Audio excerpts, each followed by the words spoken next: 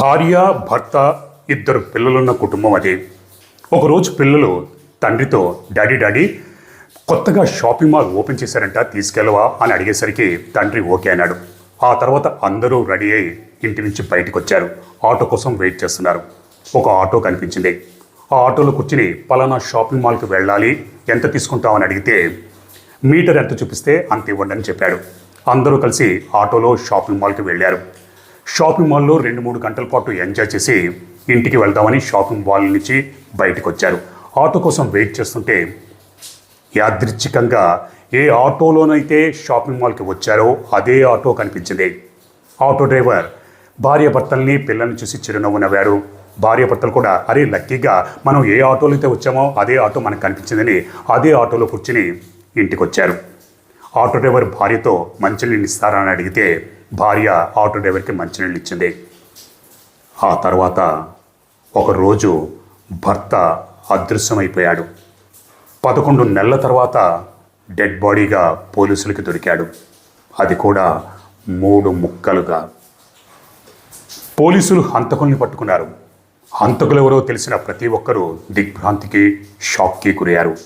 మరి ఆ భర్త ఎందుకు హత్యకు గురయ్యాడు, హత్య చేసింది ఎవరు, ఈ సంఘటన ఎక్కడ జరిగింది, ఎలా జరిగింది అన్నది ఈ వీడియోలో తెలుసుకుందాం. Hello friends, welcome to crime watch with Harshavardhan. Uttar Pradesh రాష్ట్రానికి చెందిన హరిరామ్ కుష్వాహా గత నెల అంటే జూన్ నెలలో నవీ ముంబై పోలీస్ స్టేషన్కి వెళ్ళాడు. పోలీసులు ఏంటయ్యా ఏంటి నీ ప్రాబ్లం అని అడిగితే, సార్ మా అన్నయ్య గత 11 నెలల నుంచి కనిపించడం లేదు, మేము వెతకని ప్లేస్ అంటూ లేదు, మా అన్నయ్య ఈ 11 నెలలు మాకు ఎప్పుడూ ఫోన్ చేయలేదు, మేము ఫోన్ చేస్తుంటేనేమో ఫోన్ స్విచ్ ఆఫ్ అని వస్తుంది, దయచేసి మీరు మా అన్నయ్యని వెతికి పెట్టండి అని అడగడంతో పోలీసులు కాస్త సీరియస్గానే తీసుకున్నారు. అప్పుడు హరిరామ్ కుష్వాహాతో సరే నువ్వు రిటర్న్లో కంప్లైంట్ రాసివ్వు, ఆ కంప్లైంట్లో మీ అన్నయ్య పేరేంటి, వయస్సు ఎంత, ఎక్కడుండేవాడు, ఏ రోజు నుంచి కనిపించకుండా పోయాడు, అలాగే నీకు ఎవరి మీదైనా అనుమానం ఉంటే ఆ వివరాలు అవన్నీ కంప్లైంట్లో రాసివ్వని చెప్తే హరిరామ్ కుష్వాహా అదేవిధంగా అన్ని వివరాలు కంప్లైంట్లో రాసి పోలీసులకు ఇచ్చాడు. అప్పుడు పోలీసులు మీ అన్నయ్య పేరు ఏంటని అడిగితే మా అన్నయ్య పేరు బలిరామ్ కుష్వాహా, మా అన్నయ్యకి 17 సంవత్సరాల క్రితం సునీత కుష్వాహాతో పెళ్ళైంది, వాళ్ళకి 2 పిల్లలు ఉన్నారు. గత సంవత్సరం అంటే 2025 ఆగస్టు నెల నుంచి మా అన్నయ్య కనిపించకుండా పోయాడు. మా వదిన సునీతని అన్నయ్య ఏడి అని అడిగితే మీ అన్నయ్య ప్రతిరోజు తాగొచ్చి నన్ను కొడుతూ ఉండేవాడు, ఇద్దరం గొడవ పడుతూ ఉండేవాళ్ళం, అప్పుడప్పుడు మీ అన్నయ్య నా మీద అలిగి కోపంతో ఇంటి నుంచి వెళ్ళిపోయేవాడు, మళ్ళీ తిరిగి వచ్చేవాడు, కానీ ఆగస్టు నెలలో నాతో గొడవ పెట్టుకొని మీ అన్న ఇంటి నుంచి కోపంతో బయటికి వెళ్ళిపోయాడు. వెళ్ళిపోతూ నేను ఉత్తరప్రదేశ్ రాష్ట్రానికి వెళ్ళిపోతున్నాను, సన్యాసులో కలిసిపోతున్నానని చెప్పాడు. నేను ఏదో కోపంలో అంటున్నాడు కదా అని అనుకున్నాను, కానీ 2 రోజులవుతున్న మీ అన్నయ్య రాకపోయేసరికి నేను ఫోన్ చేశాను, ఫోన్ స్విచ్ ఆఫ్ అని వచ్చింది. నేను నాకు తెలిసిన బంధువుల్ని, ఫ్రెండ్స్ని అందరినీ అడిగాను అని మా వదిన నాతో చెప్పింది అని హరిరామ్ పోలీసులతో చెప్పాడు. పోలీసులు ఇదంతా నోట్ చేసుకున్నారు. సరే మేము విచారిస్తామని హరిరామ్ని పంపించేశారు. ఆ తర్వాత పోలీసులు సునీతని పోలీస్ స్టేషన్కి పిలిపించుకొని విచారించారు. హరిరామ్ కుష్వాహా ఏదైతే పోలీసులకు చెప్పాడో సునీత కూడా అదే విషయాన్ని పోలీసులు చెప్పింది. నా భర్త తాగుడికి అలవాటు పడ్డాడు, తాగొచ్చి నన్ను కొడుతూ ఉండేవాడు, ఇద్దరం గొడవ పడుతూ ఉండేవాళ్ళం, అప్పుడప్పుడు నా భర్త నా మీద అలిగి కోపంతో ఇంటి నుంచి బయటికి వెళ్ళిపోయాడు, కానీ మళ్ళీ తిరిగి వచ్చేవాడు, కానీ ఆగస్టు నెలలో తాగొచ్చి నాతో గొడవ పెట్టుకున్నాడు, నేను కూడా కోపడ్డాను, కోపంతో ఇంటి నుంచి బయటికి వెళ్ళిపోయాడు, వెళ్ళిపోతూ నేను సన్యాసుల్లో కలిసిపోతున్నానని చెప్పి వెళ్ళిపోయాడు. నేను ఏదో జోక్ చేస్తున్నాడేమో అని చెప్పి అనుకున్నాను, కానీ 2 రోజులతో రాకపోయేసరికి నేను ఫోన్ చేశాను, ఫోన్ చేస్తుంటే మా ఫోన్ స్విచ్ ఆఫ్ అని వచ్చింది.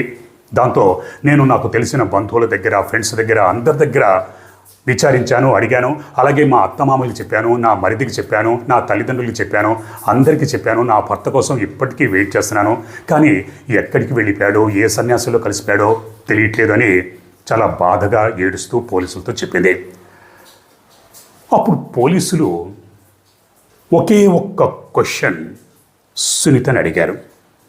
సరే నీ భర్త కనిపించట్లేదని ఫ్రెండ్స్ని, బంధువుల్ని అందరినీ అడిగావు, నీ అత్తామామలకి చెప్పావు, మరిదికి చెప్పావు, నీ తల్లిదండ్రులకి చెప్పావు, కానీ పోలీస్ కంప్లైంట్ ఎందుకు ఇవ్వలేదు అని అడిగేసరికి సునీత నీళ్లు నవ్వింది, తలదించుకుంది.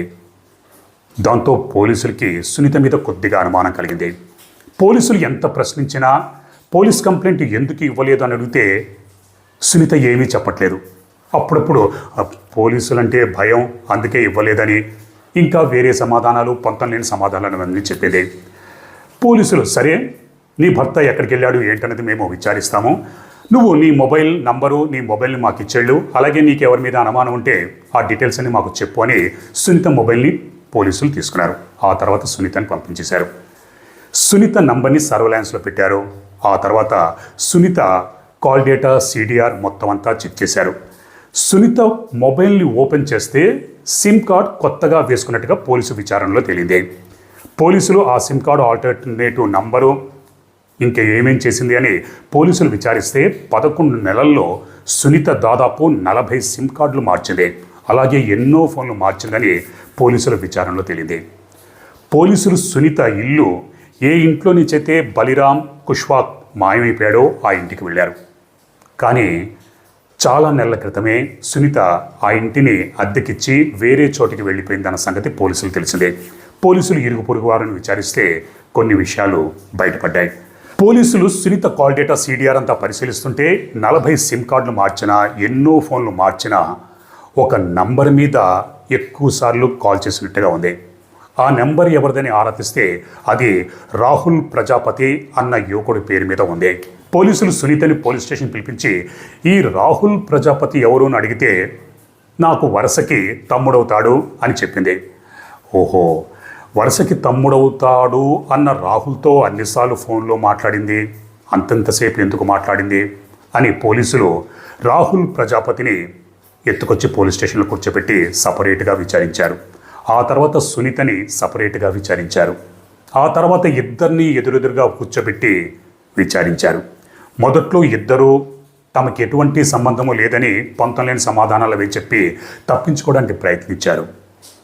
కానీ పోలీసులు తమదైన శైలిలో ప్రశ్నించేసరికి ఇద్దరూ జరిగిన కథ అంతా చెప్పారు. అదేంటి అంటే, బలిరామ్ కుష్వాక్కి సునీతకి 17 సంవత్సరాల క్రితం పెళ్ళైంది.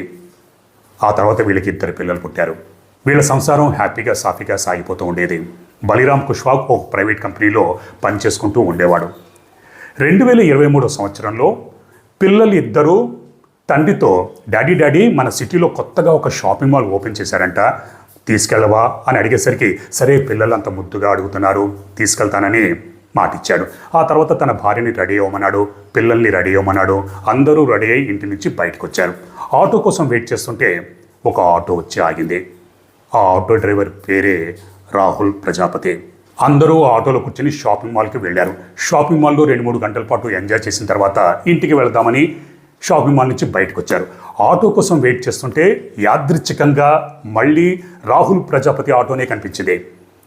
భార్యాభర్తలు ఇద్దరు రాహుల్ని చూసి చిరునవ్వు నవ్వారు. ఎందుకంటే అరే లక్కీగా మనం ఏ ఆటోలో అయితే వచ్చామో అదే ఆటో మనకు కనిపించింది, ఇక బేరాలు ఆడాల్సిన పని లేదు, ఎక్కడ దింపాలో చెప్పాల్సిన పని లేదు అని.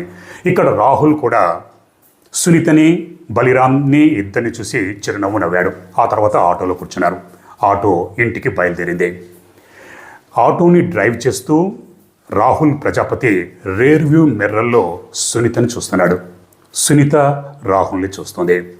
ఇద్దరూ ఒకరినొకరు చూసుకున్నారు. ఇద్దరు చూపులు కలుసుకున్నాయి. ఇంటి దగ్గర ఆటో ఆగింది. ఆటో దిగిన తర్వాత సునీత రాహుల్తో మంచినీళ్ళు ఏమన్నా కావాలా అని అడిగితే రాహుల్ కావాలి అని అన్నాడు. సునీత రాహుల్కి మంచినీళ్ళు ఇచ్చింది. అప్పుడు కూడా ఇద్దరు కళ్ళు కలుసుకున్నాయి. ఇక అప్పటి నుంచి రాహుల్ ప్రజాపతి వాంటెడ్లీ సునీత ఇంటి ముందే ఆటోలో అటు ఇటు తచ్చాడుతూ ఉండేవాడు. సునీత అదే ఆటోలో బజార్కి షాపింగ్కి వెళ్ళొస్తూ ఉండేది.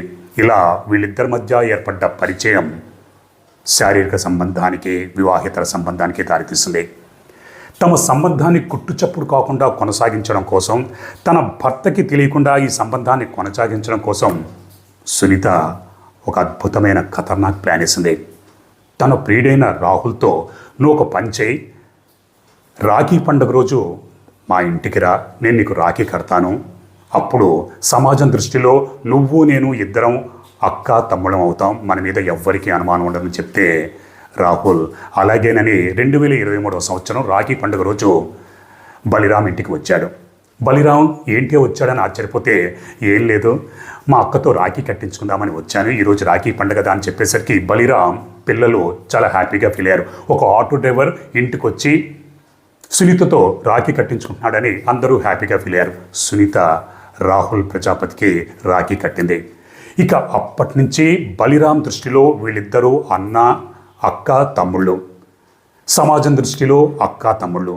కానీ వీళ్ళిద్దరి మధ్య శారీరక సంబంధం ఉందని, ఒక వివాహితర సంబంధాన్ని ఇద్దరూ గుట్టు చప్పుడు కాకుండా కొనసాగించడం కోసమే ఇటువంటి నీచమైన ప్లాన్ వేశారని బలిరాం ఊహించలేకపోయాడు. ఇక అప్పటి నుంచి 2000 సంవత్సరం 2023, 2024 సంవత్సరం కూడా రాఖీ కట్టించుకున్నాడు. ఇద్దరూ నిరాటంకంగా తమ వివాహితర సంబంధాన్ని కొనసాగిస్తూ వచ్చారు. కానీ ఒకరోజు బలిరాం అనుకోకుండా ఇంటికి వచ్చేసరికి తన భార్యని, రాహుల్ని చూడకూడని స్థితిలో చూశాడు. దాంతో తన భార్యని హెచ్చరించాడు, దూషించాడు. ఇద్దరు పిల్లల తల్లివి ఇటువంటి పని చేయడానికి సిగ్గులేదా? ఇకనైనా ఇటువంటి పనులు మానుకో, లేకపోతే పరిణామాలు తీవ్రంగా ఉంటాయని హెచ్చరించాడు. తన భార్య మారుతుందని ఆశించాడు. కానీ సునీత అప్పటికే రాహుల్ మోజులో, కామంలో, ప్రేమలో నిండా మునిగిపోయింది. ఎందుకంటే సునీత కంటే రాహుల్ 10 ఏళ్ల చిన్నవాడు. సునీత వయస్సు 40 సంవత్సరాలు, రాహుల్ ప్రజాపతి వయస్సు 30 సంవత్సరాలు, భర్త బలిరాం వయస్సు ఏమో 50 సంవత్సరాలు. అంటే తనకంటే 10 సంవత్సరాలు పెద్ద. భర్త ఎంత హెచ్చరించినా అవన్నీ ఒక చెవిని విని ఇంకో చెవితో వదిలేస్తూ రాహుల్తో తన సంబంధాన్ని కొనసాగిస్తూ ఉండేది. దాంతో ఇద్దరి మధ్య గొడవలవి తలెత్తుతూ ఉండేవి. దాంతో సునీత, రాహుల్ ప్రజాపతి ఇద్దరు ఆలోచించారు, ఇప్పుడు ఏం చేయాలి? బలిరాం తమకు అడ్డుగా ఉన్నాడు. అడ్డుగా ఉన్న బలిరాంని లేపేస్తే అన్న ఒక ఖతర్నాక్ ఆలోచన చాలామందిలాగే వచ్చింది. కానీ ఎవ్వరికీ అనుమానం రాకూడదు, ఏం చేయాలని ఇద్దరూ ప్లాన్ వేసుకున్నారు.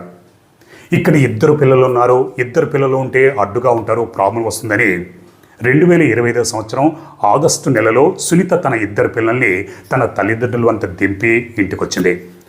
ఆగస్టు 9వ తారీఖు 2025 సంవత్సరం ఆ రోజు బలిరాంని బలిద్దామని ఇద్దరు ముహూర్తం పెట్టుకున్నారు. ఎప్పట్లాగే బలిరాం పని నుండి రాత్రి ఇంటికొచ్చాడు. భోంచేసి నిద్రపోయాడు. కానీ 7 అడుగులు నడిచిన భార్య, తన శరీరంలో సగభాగమైన భార్య ఆ రోజు రాత్రి తన చావుకి ముహూర్తం సిద్ధం చేసిందని పాపం బలిరాం ఊహించలేక అదమర్చి నిద్రపోతున్నాడు. అర్ధరాత్రి 12 గంటలకి సునీత తన ప్రియుడు రాహుల్కి ఫోన్ చేసి ఇక వచ్చే పని కానిచ్చేద్దామంది. రాహుల్ వచ్చాడు. సునీత, రాహుల్ ఇద్దరూ కలిసి బలిరాం మీదకి దాడి చేసి బలిరాం గొంతు పిసికి హత్య చేశారు. హత్య చేసిన తర్వాత డెడ్ బాడీని ఏం చేయాలి? ఇప్పుడు ఇద్దరి మధ్య ఉన్న ఆలోచన, ఈ డెడ్ బాడీని ఇలాగే బయటికి తీసుకెళ్ళడం ఎవరైనా చూశారంటే మొదటికే మోసం వస్తుంది. దాంతో ఇద్దరు మరో ఖతర్నాక్ ఆలోచన చేశారు. కత్తులు తీసుకుని వచ్చి బలిరాం డెడ్ బాడీని 3 ముక్కలుగా నరికారు. ఆడు 3 ముక్కల్ని బట్టల్లో చుట్టి ఆ తర్వాత గోని సంచిలో 3 ముక్కల్ని తల, మొండెం, కాళ్ళు, చేతుల్ని వేరేగా సపరేట్గా 3 గోని సంచుల్లో సర్దారు. ఇక్కడ రాహుల్ ప్రజాపతి ఆటో డ్రైవర్. దాంతో తన ఆటోలోనే ఈ నరికేసిన డెడ్ బాడీ ముక్కల్ని ఆటోలో పెట్టుకొని నవీ ముంబైలోని అటవీ ప్రాంతానికి తీసుకెళ్ళి వేరు చోట్ల, ఒక చోట తల, ఒక చోట మొండెం, ఒక చోట కాళ్ళు, చేతులు పడేసి చట్టం నుంచి, పోలీసుల నుంచి తప్పించుకోవాలనుకున్నారు. కానీ ఎంత పెద్ద నేరస్తుడైనా ఏదో ఒక చిన్న క్లూ వెళ్తాడు. అలాగే ఇక్కడ వీళ్ళిద్దరూ ఎప్పుడైతే బలిరాంని హత్య చేశారో ఆ తర్వాత సునీత అది సొంత ఇల్లు, ఆ ఇంటిని అద్దెకిచ్చేసి ఆ ఇంటి నుంచి మారిపోయి వేరే ఇంట్లోకి వెళ్ళిపోయింది. అక్కడ ఉంటూ తన అత్తామామల్ని, తన తల్లిదండ్రుల్ని, తన మరిదిని అందరినీ బలిరాం కోపంతో అలిగి ఇంటి నుంచి వెళ్ళిపోయాడు, సన్యాసంలో కలిసిపోయాడు అని మభ్యపెట్టింది, వెతుకుతున్నట్టుగా నటించింది. కానీ పోలీస్ కంప్లైంట్ మాత్రం ఇవ్వలేదు. అదే పోలీసులకు అనుమానం కలిగించింది.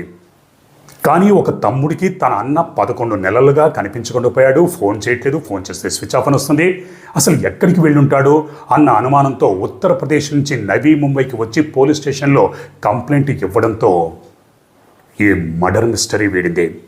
ఒకవేళ కంప్లైంట్ ఇవ్వకుండా ఉంటే బహుశా ఈ మర్డర్ కేస్ ఎప్పటికీ బయటపడేది కాదేమో. కానీ 11 నెలల తర్వాత అయినా బలిరాం కుష్వాకి న్యాయం జరిగింది. ఆ తర్వాత పోలీసులు రాహుల్ ప్రజాపతి చెప్పినట్టుగా నవీ ముంబై దగ్గరలో ఉన్న అడవిలోకి వెళ్ళి వెతికారు. 3 గోనె సంచులు దొరికాయి. కానీ అప్పటికే డెడ్ బాడీ ముక్కలు ముక్కలుగా నరకడంతో అస్థిపంజరాలుగా మారిపోయాయి. తర్వాత డిఎన్ఏ టెస్ట్ అది నిర్వహించారు. డిఎన్ఏ టెస్టులో అది బలిరామ్ కుష్వాగ్దే అని పోలీసులు నిర్ధారించుకున్నారు. ప్రస్తుతానికి హంతకులైన రాహుల్ ప్రజాపతి, సునీత ఇద్దరు జైల్లో ఊచలు లెక్కబెడుతున్నారు. సరే, చట్టం తన పని తాను చేసుకుపోతుంది. కానీ ఒక దారుణమైన నిర్ణయం ఇద్దరిని జైలు పాలు చేసింది. ఒకరు హత్యకు గురయ్యారు. అభం శుభం తెలియని 2 చిన్న పిల్లలు. తండ్రి హత్యకు గురయ్యాడు, తల్లి జీవితాంతం జైలు పాలు అవుతుంది. వీళ్ళు అనాథలుగా మిగిలిపోయారు. సంసారం అన్న తర్వాత ఒడిదుడుకులుంటాయి. భార్యాభర్తలు అన్న తర్వాత గొడవలు ఉంటాయి. సర్దుకుపోవాలి. ఒకవేళ సర్దుకుపోవడం కుదరకపోతే చట్టబద్ధంగా విడిపోవాలి. అంతే తప్పితే హత్య చేసే హక్కు ఎవ్వరికీ లేదు. మరి మీరేమంటారు?